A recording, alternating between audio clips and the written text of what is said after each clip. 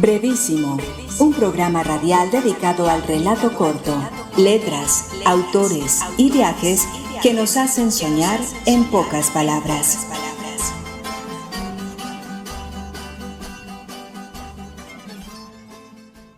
El estadio.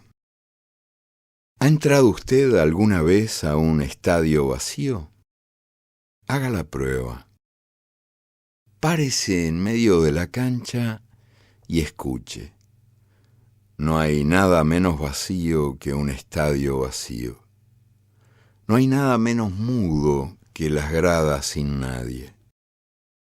En Wembley suena todavía el griterío del Mundial del 66 que ganó Inglaterra, pero aguzando el oído puede usted escuchar gemidos que vienen del 53, cuando los húngaros golearon a la selección inglesa. Nuestro estadio centenario en Montevideo suspira de nostalgia por las glorias del fútbol uruguayo. Maracaná sigue llorando la derrota brasileña en el Mundial del 50. En la Bombonera de Buenos Aires trepidan tambores de hace medio siglo, y desde las profundidades del Estadio Azteca resuenan los ecos de los cánticos ceremoniales del antiguo juego mexicano de pelota. Habla en catalán el cemento del Camp Nou en Barcelona, y en euskera conversan las gradas del San Mamés en Bilbao. En Milán, el fantasma de Giuseppe Meazza mete goles que hacen vibrar al estadio que lleva su nombre. La final del Mundial del 74, que ganó Alemania, se juega día tras día y noche tras noche en el Estadio Olímpico de Múnich. El estadio del Rey Fahd, en Arabia Saudita, tiene palco de mármol y oro y tribunas alfombradas, pero no tiene memoria, ni gran cosa que decir. Hola, bienvenidos a una nueva emisión de Brevísimo, un programa dedicado a las formas breves de la literatura. Yo soy Mauricio Montoya y saludo a mis compañeros de mesa y le doy la bienvenida nuevamente a nuestro invitado, el profesor Osvaldo Rúa. Hoy continuamos viajando por la narrativa breve del escritor uruguayo Eduardo Galeano.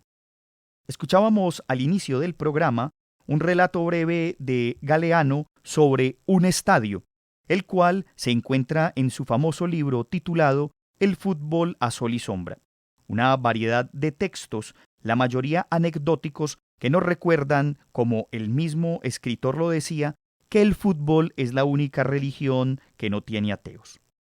Profesor Osvaldo, hablemos un poco de ese texto y de la pasión de Eduardo Galeano por el fútbol. Hay un asunto aquí con Eduardo Galeano, y es que él es futbolista innato. Es decir, apasionado por el fútbol innato. Cuando es innato, porque él dice que toda mujer uruguaya, o todo hombre que nace una mujer uruguaya, no hace el grito a la vida, sino el grito por el gol. Pues palabras más, palabras menos, lo dice. O sea que eso es una identidad natural, nacional. Y él comienza entonces, digamos, a descubrir, o por lo menos, digamos, a compartir esa experiencia tan profunda que tiene del fútbol. Él dice que es un aficionado al fútbol. Y uno, rastreando muchos elementos de Eduardo Galeano, es aficionado al fútbol, pero no obsesionado por el fútbol. Porque algo que sí lo tiene pues muy claro, y es que él más adelante va a hacer una crítica fuerte al sistema del fútbol, porque se ha convertido pues en una mafia, en una propuesta solamente de lucro económico. Por dicho, él hace una crítica fuerte y que lastimosamente le ha perdido algo que él mira de una manera muy bella: la espontaneidad del fútbol desde la infancia. Por eso creo que la manera que él plantea el fútbol no es un sentido romántico o un sentido de una utopía, o como digamos pues un discurso pues muy color de rosa. Él deja muy claro eso, pero él dice que el encanto que tiene el fútbol ha permitido que muchos jóvenes y que muchos, digamos, comunidades comienzan a tener un principio, digamos, de un ejercicio comunitario, porque algo que dice él es, bueno, es que es un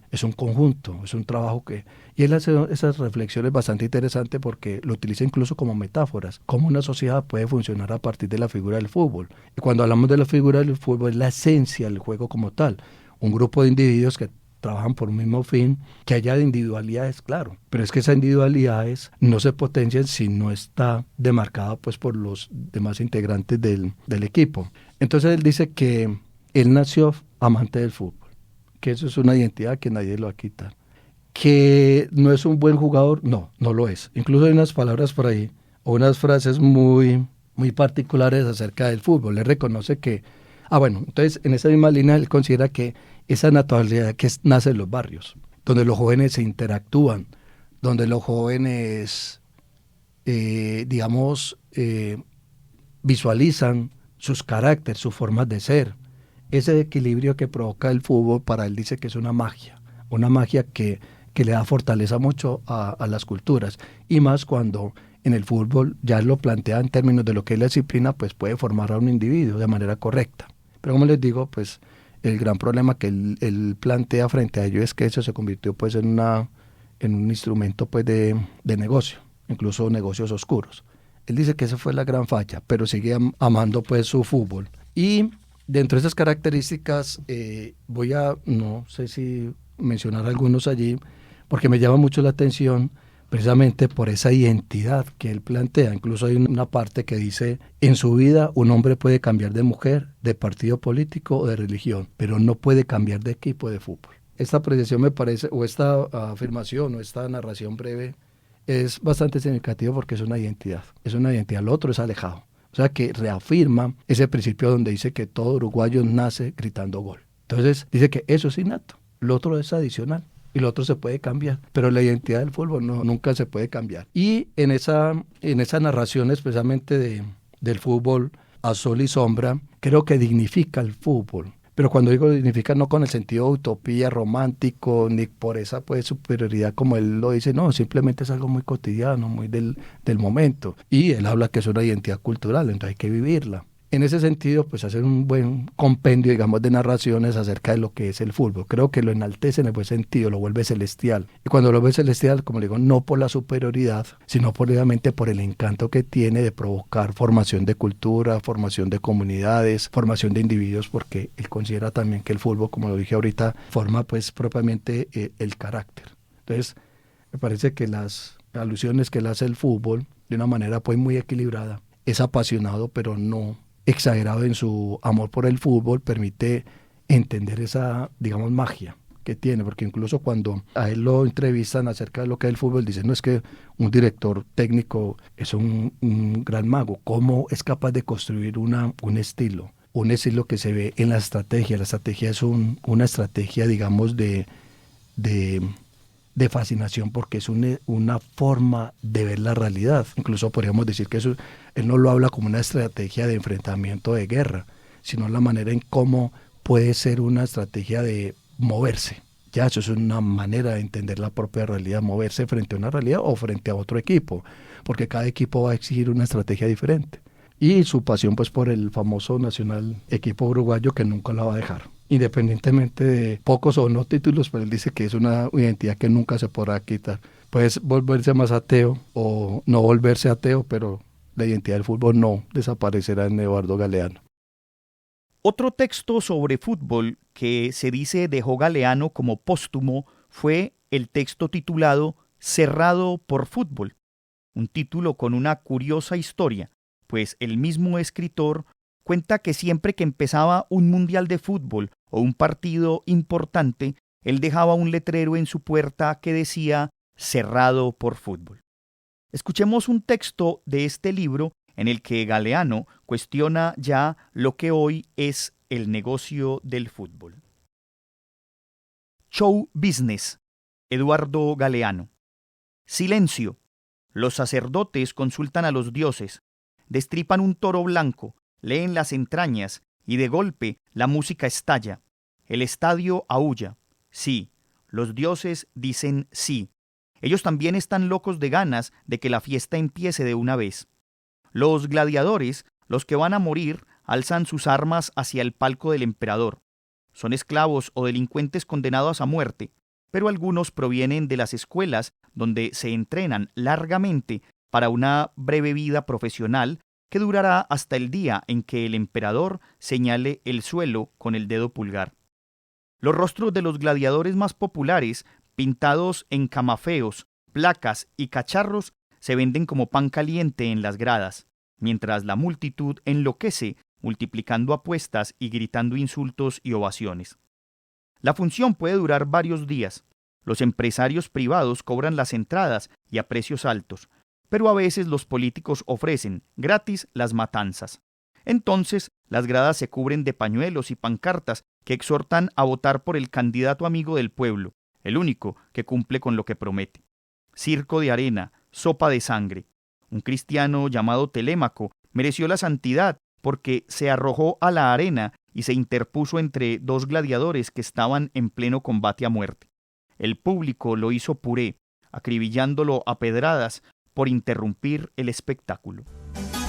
Usted está escuchando Brevísimo. Lo bueno, si breve, 2 veces bueno.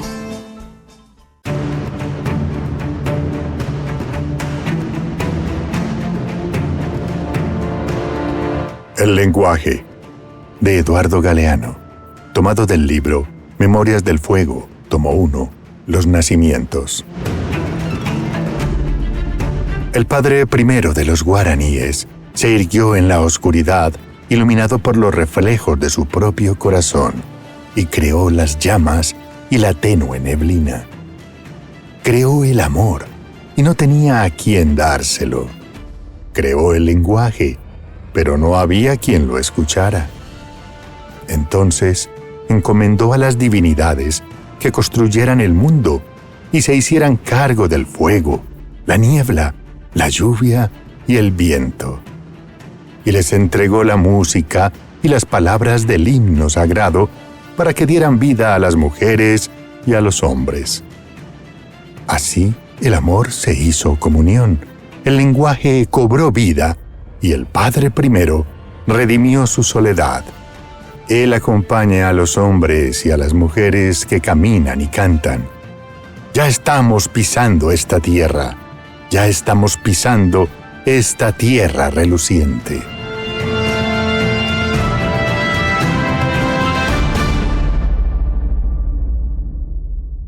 Escuchábamos un relato tomado del primer tomo de la trilogía de Eduardo Galeano, titulada Memoria del Fuego.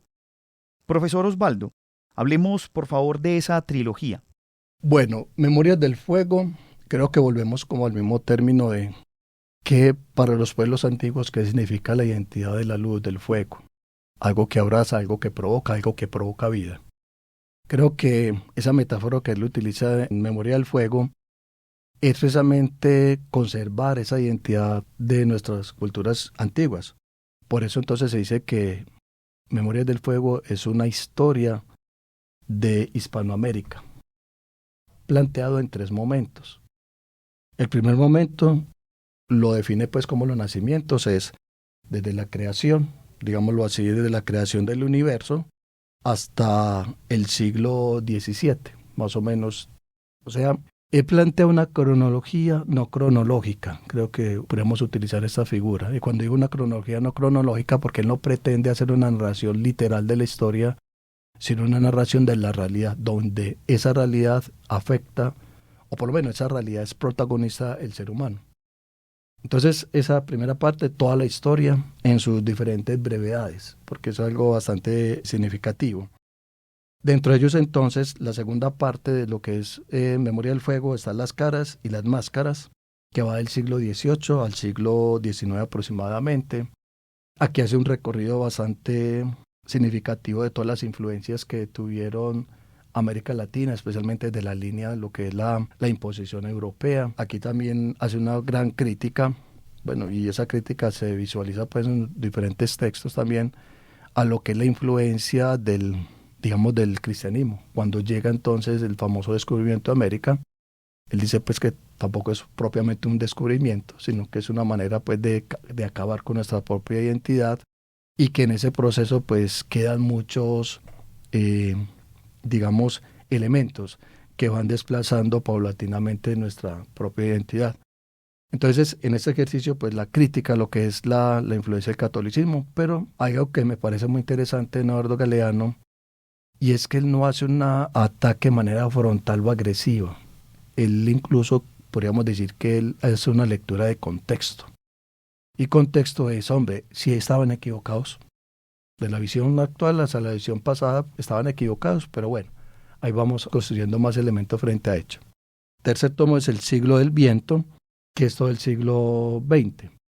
Entonces creo que en ese sentido, cuando habla del siglo del viento, Eduardo Galeano utiliza esta figura como una manera de decir que todavía está el aire, está el espíritu de nuestra identidad cultural, y creo que lo hace visible cuando va a Guatemala y busca a sus indígenas, cuando va al Perú busca a sus indígenas. Ese viento no se puede desaparecer. Y esos aires es una forma también, digamos, de afianzar y de reafirmar la identidad.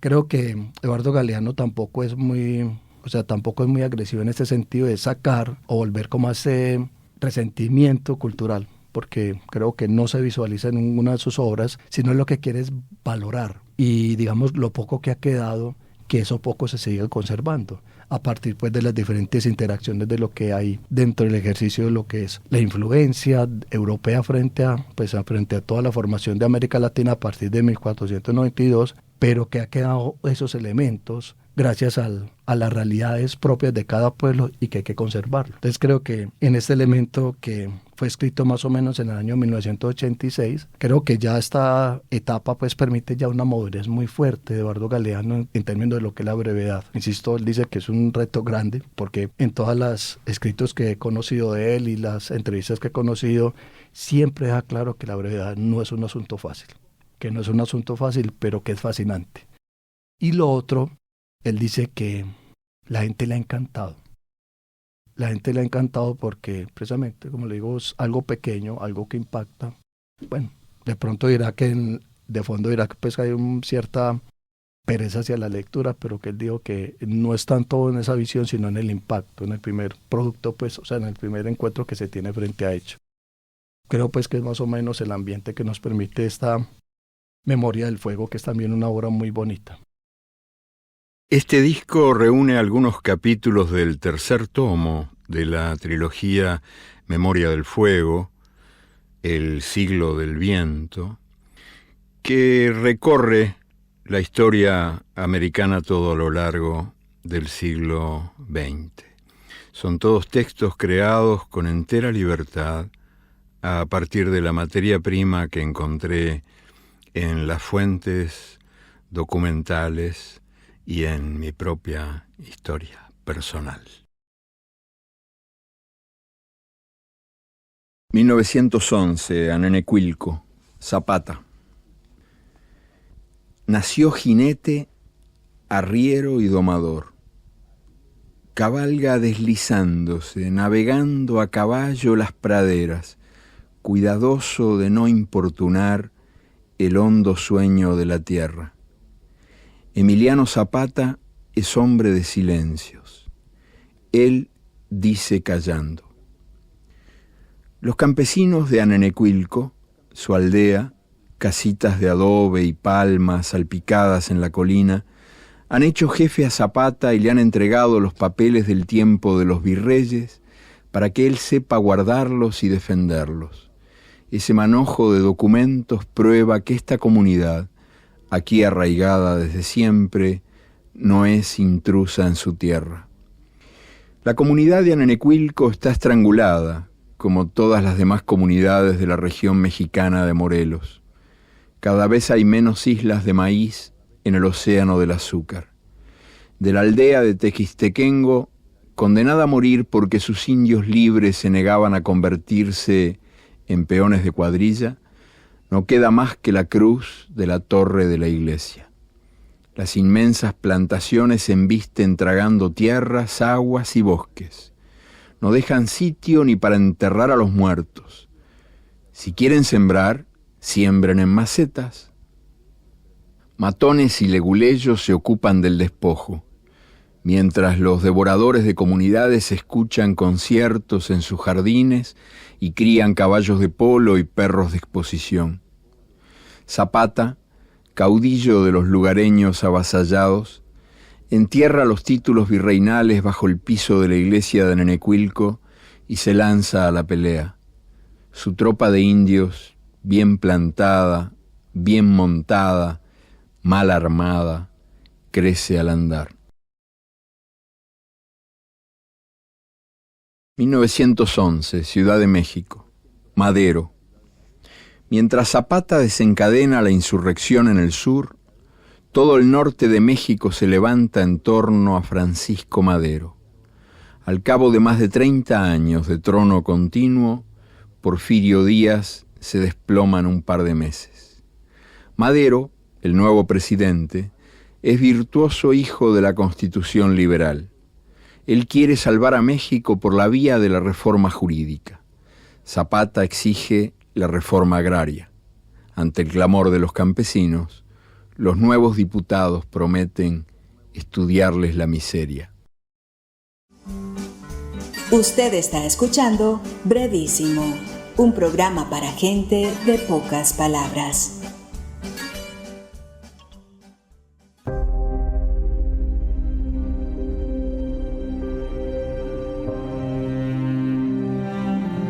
Crónica de la ciudad de Río, de Eduardo Galeano, tomado del libro de los abrazos. En lo alto de la noche de Río de Janeiro, luminoso, generoso, el Cristo del Corcovado extiende sus brazos. Bajo esos brazos encuentran amparo los nietos de los esclavos. Una mujer descalza mira al Cristo desde muy abajo y señalándole el fulgor, muy tristemente dice: «Ya no va a estar. Me han dicho que lo van a sacar de aquí». «No te preocupes», le asegura una vecina. «No te preocupes. Él vuelve». A muchos mata la policía y a muchos más la economía.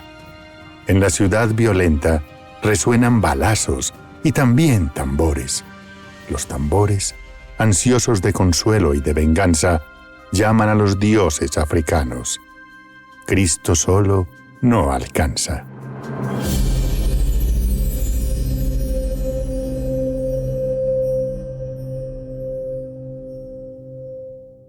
Uno de los textos más bellos de Eduardo Galeano y que de verdad tocan al lector es el libro de los abrazos. Profesor Osvaldo, hablemos por favor de ese libro. Hay una obra de Eduardo Galeano que publicó en 1989, que le ha dado el título El libro de los abrazos. En este libro plasma 191 relatos breves, pequeños, que intentan abarcar diversos temas, como la política, como la religión, como la cultura, como la sociedad, como la literatura.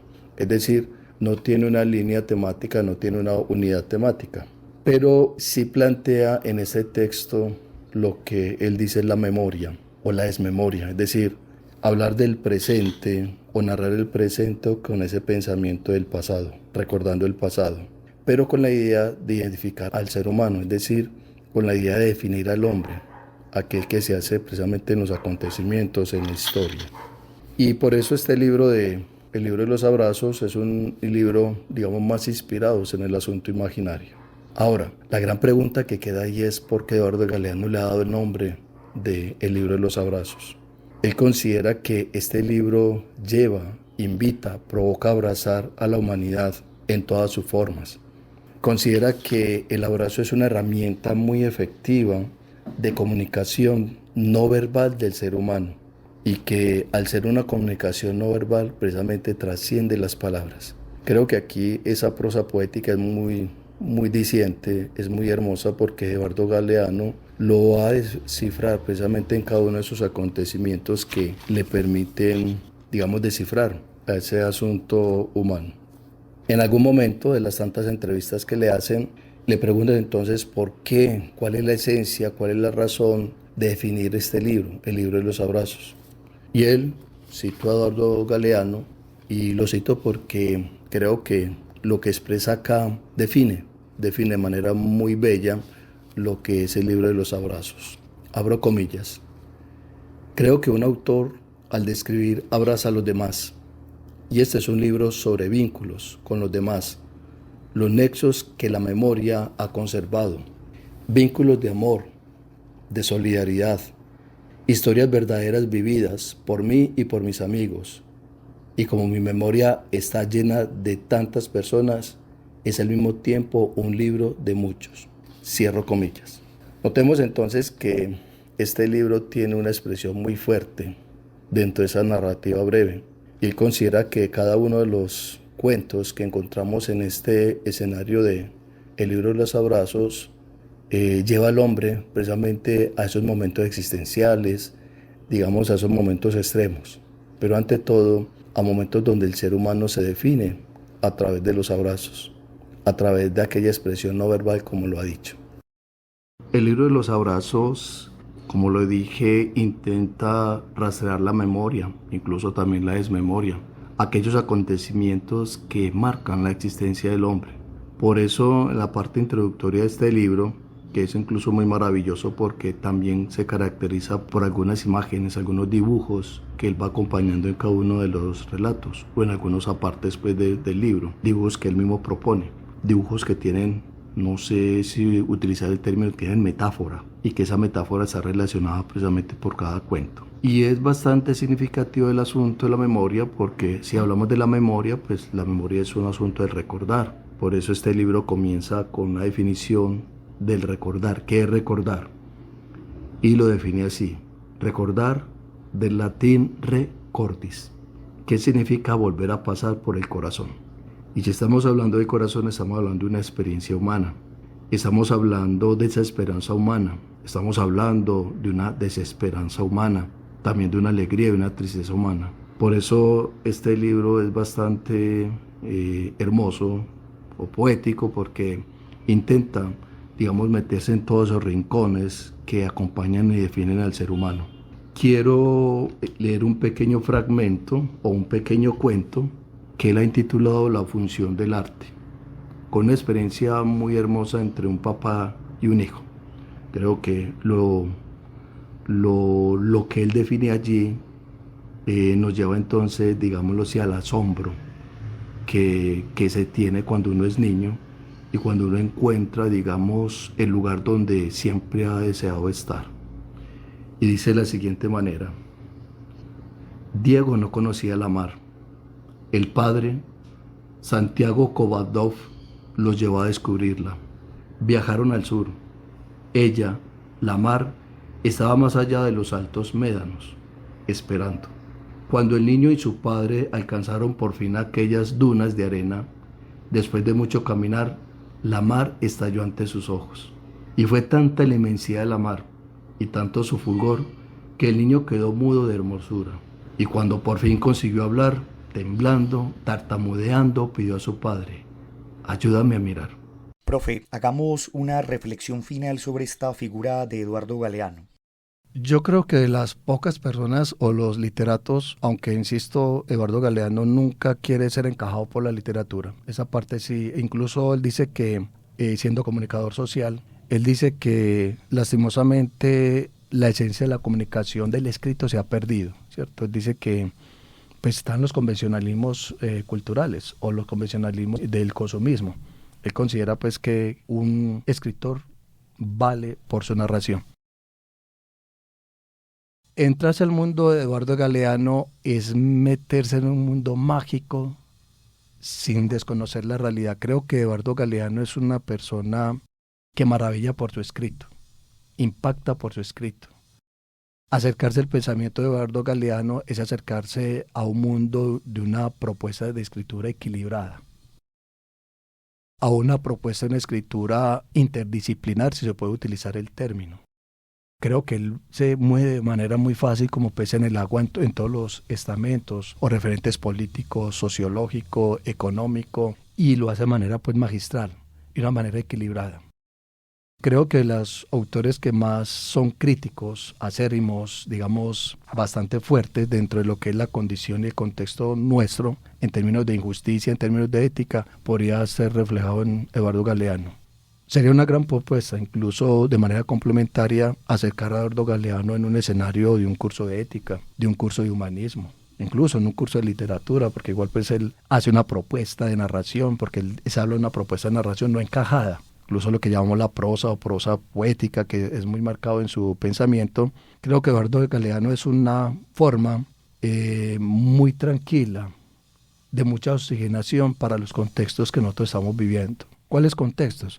Los fundamentalismos, los extremismos, él siempre estuvo en contra de ello. Y creo que de los pocos autores que en todo su proceso, incluso ya maduro, no dejó esa actitud, digamos, de contestación, esa actitud, digamos, de oposición, pero equilibrada, sana. Y ante todo con un elemento que él nunca dejó, y es el hombre, el ser humano. Por encima de todo está la dignidad del hombre, por encima de todo está el reconocimiento del hombre, por encima de todo está el reconocimiento de la cultura, reflejado precisamente en la presencia del ser humano. Creo que sería un gran aporte, digamos, a todos los conocimientos, a todas esas esferas que nosotros estamos viviendo de Eduardo Galeano. Creo que poco se trabaja Eduardo Galeano, porque me parece que todo el mundo está encajado solamente en las venas abiertas de América Latina. Algunos les pareció horribles, otros sobrevivieron, pero creo que me parece a mi criterio que para uno entender un poquito las venas abiertas de América Latina hay que leerlo antes, leer otros escenarios de Eduardo Galeano para poder entender entonces este libro que es a veces muy denso. Y creo que la gente solamente está referenciando hecho, pero cuando se meten al mundo de Eduardo Galeano, cuando se meten a su propuesta de escritura, creo que es un gran referente y tendría que convertirse en un gran referente en las formaciones que nosotros tenemos cotidianamente. Con esto entonces terminamos nuestro programa del día de hoy y también nuestro trasegar por la vida y la narrativa breve de Eduardo Galeano. Agradecemos infinitamente al profesor Osvaldo Rúa por todos sus conocimientos. Agradezco también a Edwin Solórzano, que nos aportó con un par de audios ambientados. Pueden escuchar los trabajos de Edwin en su canal de YouTube Lecturas Amenas. Agradecemos a la Universidad Nacional por este espacio que nos brinda, a Jorge Benjumea en el máster y a ustedes los esperamos para una nueva emisión de Brevísimo. Hasta pronto. Brevísimo, un programa radial dedicado al relato corto, letras, autores y viajes que nos hacen soñar en pocas palabras.